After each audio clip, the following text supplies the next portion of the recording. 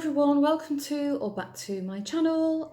Today's vlog is going to be a tutorial about chalk paint, and a while ago I bought very small, like a display cabinet from the local thrift store, and it's very nice. The wood finish is nice, it just doesn't go with my home decor, and I've decided to give it a lick of paint. Whenever I've posted some of the things I've painted on my Instagram, so many people have commented that they would love to give chalk paint a try, but they're a little bit intimidated or they don't know where to start with it. So I figured, I'm doing it for myself, why not make this a tutorial? So I'll just quickly show you what I'm using today. So this is the cabinet that I'm going to paint today, and I'm painting it in Annie Sloan, you can see that, chalk paint, and the shade is Amsterdam green. I've misplaced my beloved Annie Sloan soft wax, so I don't know what that is, but no problem. I'm going to use this household beeswax. It's from a company called HG or HG in the Netherlands. It works just as well.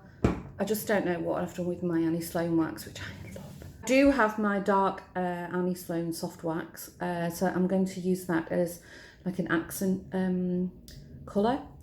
And I do have the Annie Sloan gilding wax, but on this cabinet I'm going to use this product. It's called Treasure Gold, and they do all different kinds of shades. And I think this is in antique gold, and I think I've had this pot about 10 years and it's amazing. It's my favourite. I always go to this, and I always go to this shade. So first of all, I'm going to begin with a damp paper towel or any lint-free cloth, and I'm simply just going to give it a wipe over just to remove any sort of dust.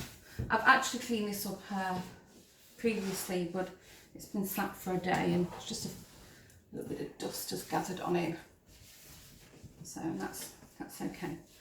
The beauty of chalk paint is you don't have to prep the surface before you use it, and I'm not going to mask these little glass panels in the doors because it's very fiddly and time consuming. You can use like a Stanley blade, like a craft knife blade or anything sharp, and then you can scrape this off. First, double check that it's actual glass and not perspex, because then you will scratch the surface. So it's as simple as that.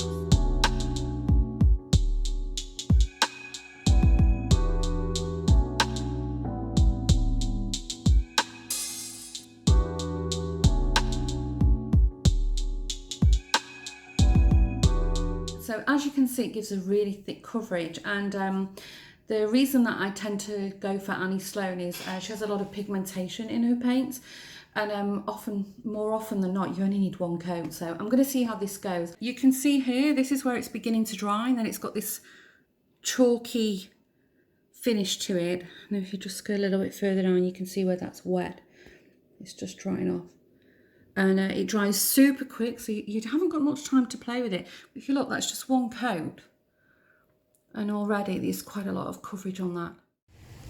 So it's been a couple of hours now since I've painted it, and it's dried really nicely. You can see it's got this, light's not very good out here, but it's got like this nice matte chalky finish to it.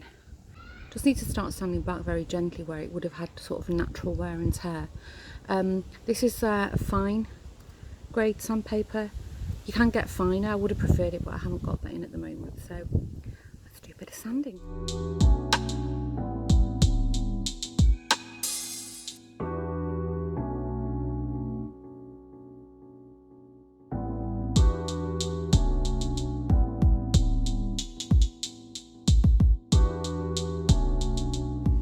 So at this point I'm pretty much pleased with it. What I've done is sort of sanded back sharp edges, you know, around the door top, anything that it would have had natural wear and tear. Now we're going to start putting on the beeswax. So we'll start on this side so you can really see how the colour changes. I hope the lighting lets us do that. So I've got a generous amount of the beeswax, so just going to very gently rub that in.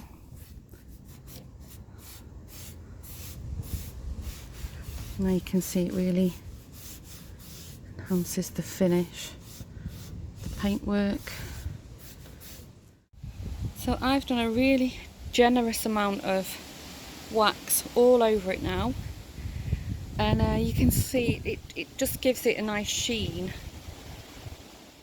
So I've let this sit overnight to let the wax really sink into the paint, and then with a lint-free cloth I've gone ahead and buffed it all. It is furniture wax, so you know you can go ahead and give it a good rub. Just check if you're happy with everything with your distressing, and you can see where I've sanded off various accents. I'm happy with that. So the next step for me is I'm going to go ahead and gild the work, and I'm using this Renaissance Treasure Gold. It's in antique gold colour, and all I'm going to do, I use my finger, I'm just going to very gently get some of the gilding wax on my fingers and then just rub it along different points which I feel would make a nice highlight.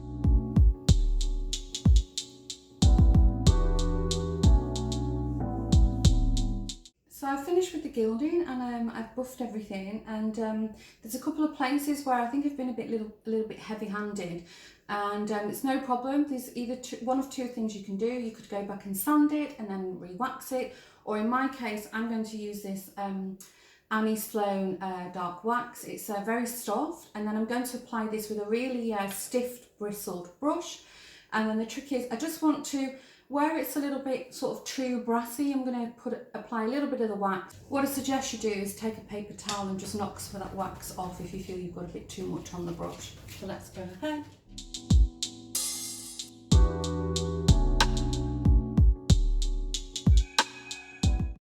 So what I've tried to do is I've worked the wax into the corners that would typically be difficult to clean, and you know, put more of a build up. You can see around here, and then under here it's a bit darker, just to give it that aged effect. So the next thing I have to do now is clean the paint and the wax off.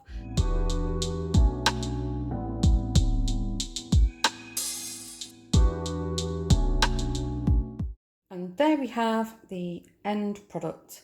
So I hope this video has inspired you to have a go yourself, and if you've got any questions or comments, please leave them below, and I'd love to hear from you. And let me know if you'd like any more tutorials. Thanks for watching. See you in the next vlog. Bye.